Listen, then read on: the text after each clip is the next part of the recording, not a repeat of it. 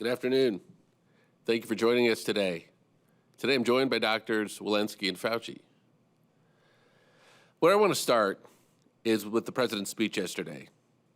After we exceeded the two goals that the President set in his first 100 days, yesterday the President announced the goal of the next leg of the U.S. vaccination effort, to get 70% of adults vaccinated with at least one shot and 160 million Americans fully vaccinated by July 4th.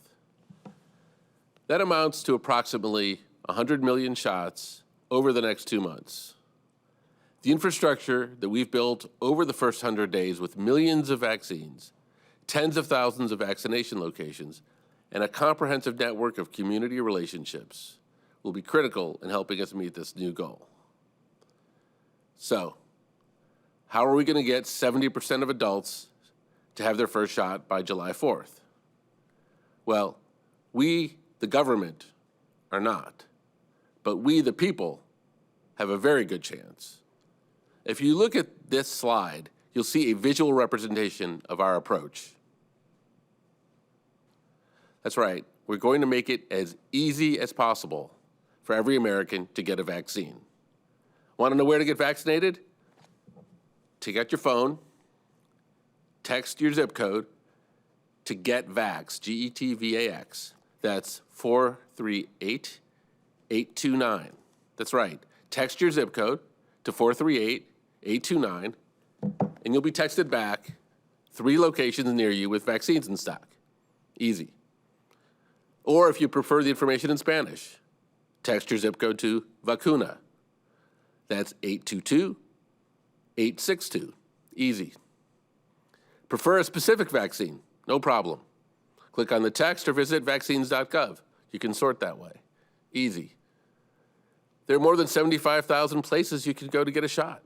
In fact, 90% of Americans have a vaccine right now within 5 miles of them. Easy. Prefer not to make an appointment? No problem.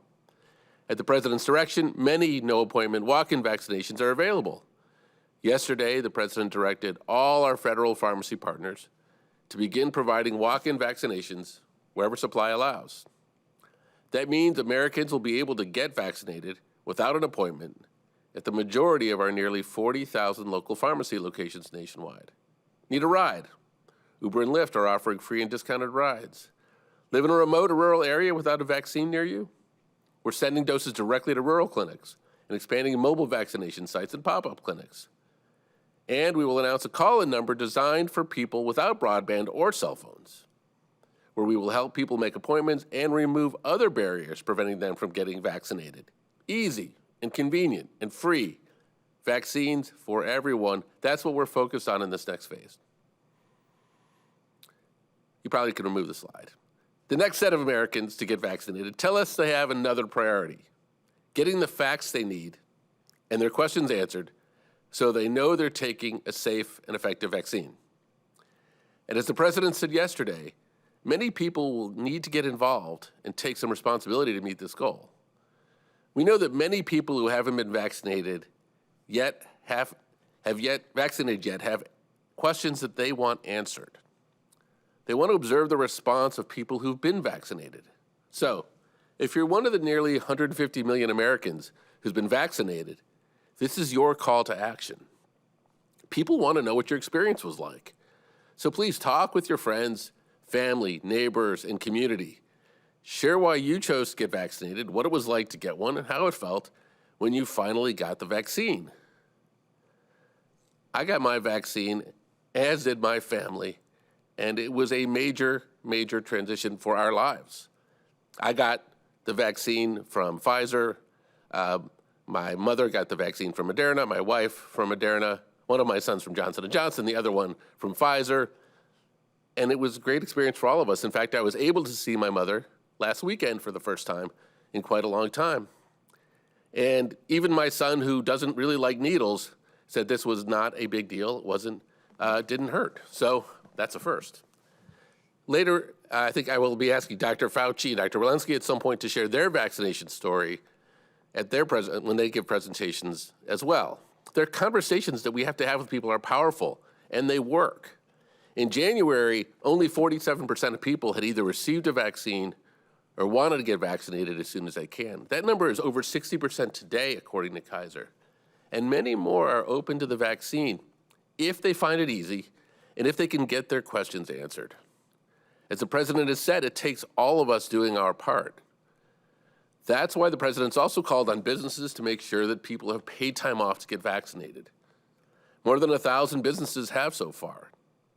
We're also working with major businesses to provide special deals and promotions for those who get vaccinated.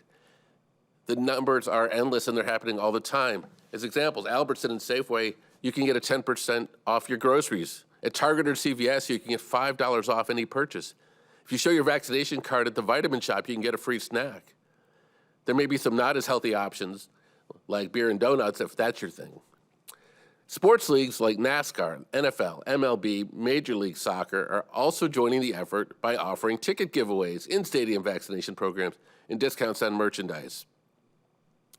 We're also providing more resources to enable all of this. Yesterday, we announced significant investments that will enhance and expand vaccination education efforts. This includes $250 million in funding for community-based organizations to help them conduct on-the-ground outreach, more than $130 million for community-based organizations to support vaccine education efforts in underserved communities, and nearly $250 million in funding to help states and other jurisdictions power vaccine education efforts in their own communities. The bottom line is getting to our next goal is a test of many things, including our commitment to one another. It's in our ability to talk to one another and listen. We have to be patient and supportive as people make these decisions. We can't write anyone off, and we have to mobilize everyone in this next phase, because again, it really does take all of us to get the job done. That's how we deliver 220 million shots in arms in the president's first 100 days. That's what will help us meet the president's new and important goal of 70% of adult Americans with at least one shot and 160 million fully vaccinated Americans by July 4th. It won't necessarily be easy, but as the president likes to say, there's nothing Americans can't do if we do it together. And with that, I'll turn it to Dr. Walensky. Thank you, Andy. Good morning, everyone, and I'm pleased to be back with you today. We'll start with an overview of the data. Yesterday, CDC reported just over 32,000 new cases of COVID-19. Our 7-day average is about 48,000 cases per day. This represents yet another decrease of about 12% from the prior 7-day average. And every day, with the daily cases continuing to fall, we are hopeful about these really encouraging trends. The 7-day average of hospital admissions is just over 3,900. Again, a positive sign with another back-to-back decrease of almost 10% from the prior 7-day period. And 7-day average daily deaths have also declined to a new low of 400 per day. Something I'm often asked is, when will this pandemic be over and when can we go back to normal? The reality is, it all depends on the actions we take now. Today, CDC published an article in the Morbidity and Mortality Weekly Report that provides some insights using data and evidence to show various scenarios of what will happen with cases, hospitalizations, and deaths, and how it depends on how many people get vaccinated and whether we continue to follow prevention measures. The study, which CDC did in collaboration with a large group of academic researchers, is the first multi-model effort to project long-term trajectories of COVID-19 in real time in the United States under different scenarios. The team looked at 4 scenarios, each with different assumptions about vaccination coverage, combined with other strategies to prevent spread of COVID-19, such as physical distancing, masking, isolation, and quarantine. The models forecasted some really good news and an important reminder. In good news, the models projected a sharp decline in cases by July 2021 and an even faster decline if more people get vaccinated sooner. The results remind us that we have the path out of this, and models, once projecting really grim news, now offer reasons to be quite hopeful for what the summer may bring. And the models give us an important reminder. They project that local conditions and emerging variants are putting many states at risk for increases in COVID-19 cases, especially if we do not increase the rate of vaccinations and if we do not keep our current mitigation strategies in place until we have a critical mass of people vaccinated. More specifically, we need to keep vaccinating people, but we all need to keep practicing certain prevention interventions to help us get to the predicted good outcomes. Although we are seeing progress in terms of decreased cases, hospitalizations, and deaths, variants are a wild card that could reverse this progress we have made and could set us back. Reassuringly, as Dr. Fauci said on Friday, we are seeing that our current vaccines are protecting against the predominant variants circulating in the country. Simply put, the sooner we get more and more people vaccinated, the sooner we will all get back to normal. As I look at this report, I'm encouraged and hopeful by the positive impact of our rapid rollout of vaccination in the United States, and look forward to reaching President Biden's next target of 70% of adult Americans with at least one shot by July 4th, and then followed in turn by the second shot. What we learned from this report is that we are not out of the woods yet, but we could be very close. All of us are getting fully vaccinated, and continuing our prevention efforts can help us turn the corner on the pandemic as early as July and set us forward on a path toward a more normal lifestyle. I'll stop here and turn things over to Dr. Fauci. Thank you very much, Dr. Walensky. What I'd like to do over the next couple of minutes is talk about the relative degree of protection following natural infection versus vaccine and the combination of the two. Can I have the first slide, please? A couple of statements first to set the stage. We know that reinfections with a homologous strain, namely the same strain as initial infection, remain rare. They occur, but they're rare. Vaccination in people previously infected significantly boosts the immune response, and likely, as I'm going to show you in a moment, providing better protection against certain variants. And then the issue of vaccines actually, at least with regard to SARS-CoV-2, can do better than nature. Next slide. This is not a new concept. On the left there is a paper that I actually wrote about, I'd say, almost 30 years ago, about 30 years ago. Actually, it's exactly 30 years this coming June, when we were looking at HIV. And I raised the question, was natural infection, vaccination, or both? What's optimal? So that's something that we were at least talking about some time ago. In the middle, the same thing for influenza. We looked at the prospects for a broadly protective influenza vaccine and looking at immunity that's natural versus vaccine. And then finally, just a few years ago, we revisited HIV again, namely improving on natural immunity. And that's what I'm going to talk to you about in the next minute or two. Next slide. First concept, if you look at this paper from a week or two ago, showed that there were significant differences in the antibody responses elicited by natural infection versus vaccination. In other words, 2 doses of an mRNA gave antibody titers up to 10 times more than when you recover from a natural infection. So that's one interesting and important concept. Next slide. If you take a look now at what happens if you have prior infection and then you get vaccinated. And in this study, again, from about a week or so ago, after 1 dose of the Pfizer mRNA, people who had been previously infected actually showed enhanced both T-cell immunity as well as neutralizing antibodies, not only against the wild type, but interesting, as I alluded to several sessions ago, you even get some spillover of infection against variants. Next slide.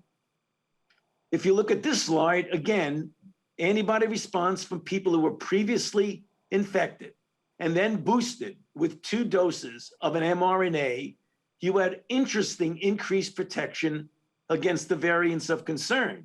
So if you look at the panels on the right-hand part of the slide, the 4 panels are response against 4 different viruses, some wild type, some variants. If you look at the orange, those are individuals with no history of prior infection who were then vaccinated. Take a look at the blue dots. always significantly higher than the orange dots. And those are people who were previously infected, recovered, and then at some time later got vaccinated. You can see they're protected not only against the wild type, but against the 351 from South Africa and the P1. Now remember, these are only laboratory data, have not been proven in the clinic, but they are really very interesting and things that we need to follow up on. Next slide. Here's another example of viral neutralization in individuals who recovered from infection prior to and following a single immunization with Pfizer-BioNTech mRNA. Again, if you look at the left, if individuals before vaccination, you could see that the cross-reactivity against various variants is relatively low. But these people who were recovered from a prior infection, when you vaccinate them, you see a reasonably good response here again against 351 and even SARS-CoV-1. Next slide. Next slide.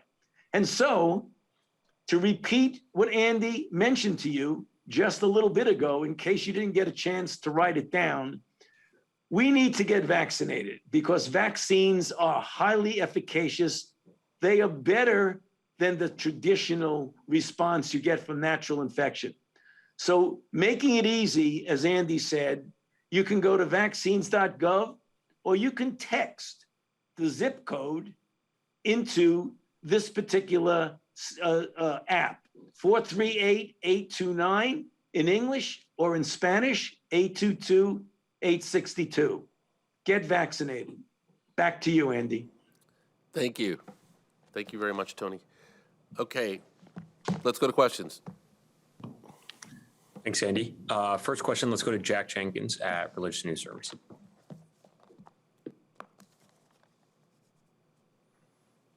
Hello, thank you so much for taking my question. My question is just that there was a survey released last month that kind of showed that white evangelicals in particular were a group that was showing a disproportionate amount of vaccine hesitancy as well as potential vaccine refusals. And that was in addition to other religious groups. That same survey also showed that white evangelicals and other groups could potentially be better served or moved from that vaccine hesitancy as well as that vaccine refusal if they are appealed to by faith leaders or their faith-rooted appeals. With that in mind, is there any understanding that this group has said before that the White House is not always the best messenger? Is there any plan specifically to help reach these groups in addition to what has already been done? And is there any concern that they could, be an impediment to reaching something appearing or close to herd immunity? Yeah, thank you for the question. It's a good question. The question I imagine others will have it most broadly is I think it's a little bit dangerous to typecast people who have not yet made the decision to get a vaccine, other than to say some people making the decision required very little information. They knew right away they wanted a vaccine. And some people want to take more consideration. They may want to know about the side effect profile. They may want to know how 150 million people have done getting vaccinated. And those are people of all religions. Those are people of all political parties. It is true that people do want to hear from people that they trust. And in many cases, a faith leader is someone who they trust. We have engaged as early as January with faith leaders, both evangelical, across the map really, and have been very heartened by the very proactive outreach and partnership that we've had, and they've been involved in many of our calls and many of our conversations. It's really part of our effort, though, to get reliable information, the kind of information that Drs. Walensky and Fauci talk about here and that the CDC produces, into the hands of people locally, so that when someone talks to someone they trust, whether it's a faith leader, whether it's a doctor, whether it's a pharmacist, or whether it's somebody else, they can get a straight answer, as opposed to having to rely on social media where who knows what they're going to get. Next question. Brian Karam at the Bulwark.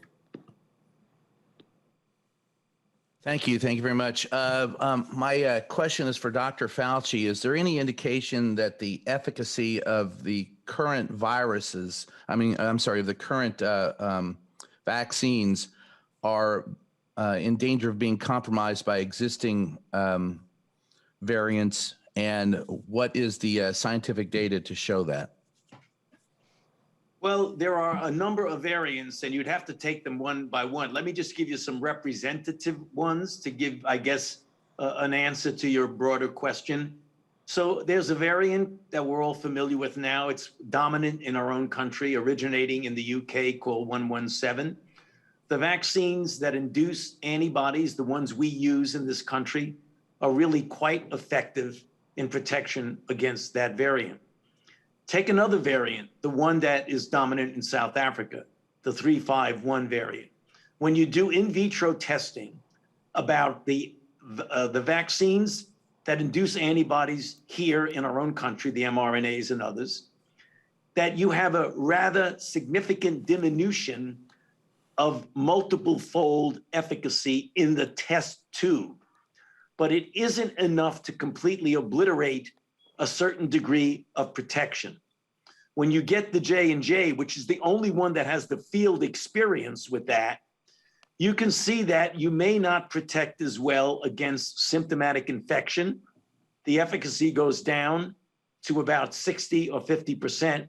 However, it protects extremely well against advanced disease in the form of hospitalization and death. And then you have homegrown variants, the ones in California, the 526 in New York. The diminution is modest in the sense of 2 to 3-fold in the test tube. That's something that is telling us that likely the vaccines will protect reasonably well. The one that people are asking questions about is the 617 in India. We are collecting data right now in real time, and hopefully within the next several days to a week, we'll be able to make a determination as to what the effect of antibodies induced by our vaccines are against that particular variant. So again, a number of variants, different answers to each variant. Thank you. Next question. Josh Wingrove, Bloomberg. Thank you very much. Andy, can you talk a little bit more about the steps that the president outlined yesterday? You talked about a more granular approach to, get shots into every nook and cranny, more or less. Can you give us some specific examples of doing that? And he also talked about making vaccines available as quickly as possible if they are authorized for that 12 to 15 age group. How are you going to do that? Is this our pediatricians' offices where you would target that? Is it schools? How is this age group going to be able to access the vaccine? Thank you. Thanks, Josh. I'll start with the 12 to 15 question. We obviously are awaiting the FDA's decision, and so I don't want any of my comments to be interpreted anyway, assuming or pressuring the FDA on which way they're going to come out of things. But if it is approved or authorized, as we expect, we have the ability to move very, very quickly on a number of fronts. Number one, using the existing infrastructure for the distribution of the Pfizer vaccine. Number two, using infrastructure that has been deployed historically to pediatricians' offices to provide childhood vaccinations. Number three, engaging directly with people who our parents will want to talk to understand these vaccines. So as soon as the FDA, and I should say the CDC committee provides information, we will be getting that information to people so parents can make quick decisions. We know that kids want to go to camp this summer. We know parents want them to be safe. We know that parents prefer to have that done if they want that done without masks. Vaccinations are the best answer. So we are prepared to move as quickly as we can after any kind of authorization. In terms of the other initiatives the president spoke about yesterday, he really broke them into a few different categories, but all of them are really thinking of them as leveraging a lot of the investments that we've made to date. Number one, in making sure that we have vaccines near everybody. So we've talked about this with regard to 5 miles within 90% of Americans, but what about the other 10%? People who live in remote and rural districts. So we are activating the rural health community network and moving vaccines there. We are making sure that people who don't have access to vaccines because they just simply work all day, don't necessarily get the time off of work that we're hoping that they will get, and just maybe don't have the transportation or the childcare, will be able to have walk-in appointments. So if you walk into a pharmacy, you should be able to increasingly get a vaccine without an appointment. Helping people find their vaccine, the slide that Dr. Fauci put up, 438-829, text your zip code. People will be amazed at how close they are to vaccines. Working with employers, over 1,000 businesses that are giving employees time off. So you'll see, I think, a very long list of things that we've been working on, quite frankly, for months to get prepared for this time, to get prepared to communicate to people, to get prepared to make sure that vaccines find people if people aren't going out of the way to find them, to make it easy, and to make sure that people's questions get answered when they're making decisions about how and whether to get vaccinated. Next question. Carl O'Donnell, Reuters.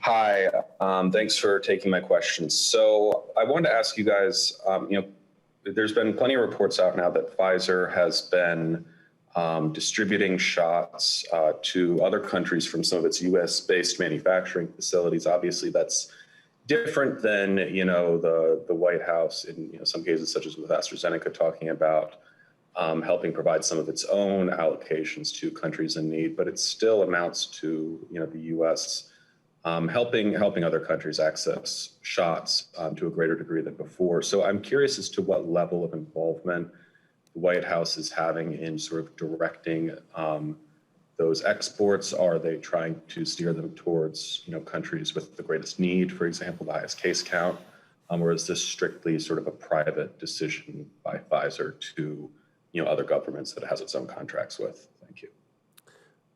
Well, as you may be aware, the prior administration prohibited that type of export. We've lifted that, and to review some of the bidding so far, with our own vaccine supply, we have been supplying vaccine, we announced, to Mexico and to Canada.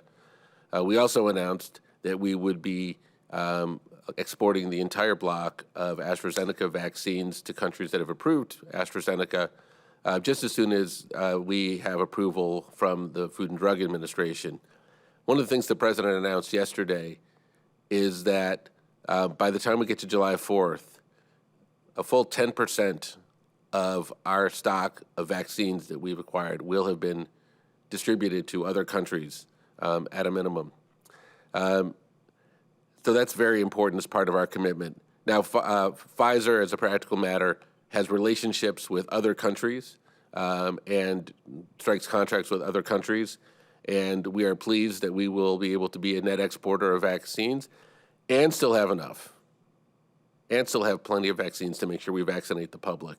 One of the benefits, I will say, of everybody getting vaccinated as quickly as possible is it will allow us to do a better job leading the way and helping the globe get their vaccines as well. Next question. Shannon Pettypiece, NBC. Hi, I wanted to ask about the summer camp guidance. I was wondering if Dr. Walensky could respond to some criticism about having kids wear masks outdoors, given that you guys have all talked about the low level of spread outdoor and the low level of transmission among younger children. Dr. Walensky, could you talk at all about the data or the evidence that the CDC used to make that determination that kids need to be wearing masks outdoors, just in all scenarios, regardless of vaccination status? Is there any middle ground there where kids wouldn't have to wear masks outdoors at camp? Yeah, thank you for that question. So we have two sets of guidance. We have guidance for masking and if you're vaccinated or unvaccinated outdoors, and we also have this camp guidance. Certainly, if we have authorization for 12 to 15-year-olds, and they can get vaccinated before going to camp. That's what I would advocate for, so that they can take their masks off outdoors. We also have guidance, the camp guidance and the outdoor guidance for individuals who are unvaccinated, so those who are 12 and under who are attending camp. And we have some availability of not wearing your mask outdoors in small groups, in groups with other children who are vaccinated. What we're really trying to avoid in this camp guidance is what we saw in outbreaks and camps last summer. So if you have 5 10-year-olds who are on a soccer field, all in front of the same soccer ball, we're trying to make sure that there are not a lot of heavy breathing around a singular soccer ball with 5 kids around it at the same time. But for spread out activities, our outdoor mask guidance for unvaccinated people, small groups, allows for those kids to be unvaccinated. And what we really are trying to do is ensure that all of these kids can have a really good camp experience and keep the camps open without any outbreaks. Next question. Last question, let's go to Zeke Miller at the AP. Thank you, Dr. Walensky and Dr. Fauci. I was hoping you might be able to expand a little bit about what the U.S. will look like, assuming the vaccination rate meets and the caseload looks like what the best case scenario that CDC put out in the models this morning. The vaccination. The president hits his goal of 70% vaccinated, 160 million fully vaccinated by July 4th. What at that point, should people expect or hope for the country to look like, whether that be their mask wearing, businesses opening, sports games, restaurants, to the extent of, can you provide sort of a more of a reason for people to get vaccinated and to follow some of these mitigation measures in this 2-month stretch right now? I can start with that and maybe just say, we're really looking forward to seeing that time. We're looking at both the rates of vaccination as well as the rates of cases come down. And it'll be the intersection of those two that we're really looking at. When we see that intersection, high vaccination rates, low case rates, we will look forward to releasing further guidance on releasing some of the restrictions that we currently have in place. One thing I want to just clarify here is, while we talk about 70% of this country, these outbreaks are local, they're happening in communities. And so if we don't have 70% in any given community, this virus will be an opportunist and will have outbreaks in those singular communities. So not only is it 70% across the nation, but it is 70% in each of these individual communities. Dr. Fauci, anything you want to add to that? Yeah, Andy, certainly, just to underscore what Dr. Walensky said, but also, to take a typical example, if you have a community, it's very important to realize we live in a large country, heterogeneous, and you're going to have different rates of vaccination, different levels of infection. But if you are in a particular community, a town, a city, or what have you, and you have the 70% vaccination that the president is aiming for with a single dose in adults, and you will see, guaranteed, the level of infection go very low. You can start looking at things that you were restricted from doing, that gradually you will see the CDC lifting the restrictions. That would be anything from indoor dining to the workplace, to sports arenas, to theaters, to things like that. I don't know exactly which it's going to be and which will come first, but the bottom line is you will be seeing a clear, noticeable pulling back on some of the public health restrictions. Great. Let me close with my thanks, my encouragement for everybody to get vaccinated, and of course, by reminding you once again that all you have to do is text your zip code to 438-829, and you'll figure out where to get vaccinated, and we will be talking to you again on Friday. Thank you.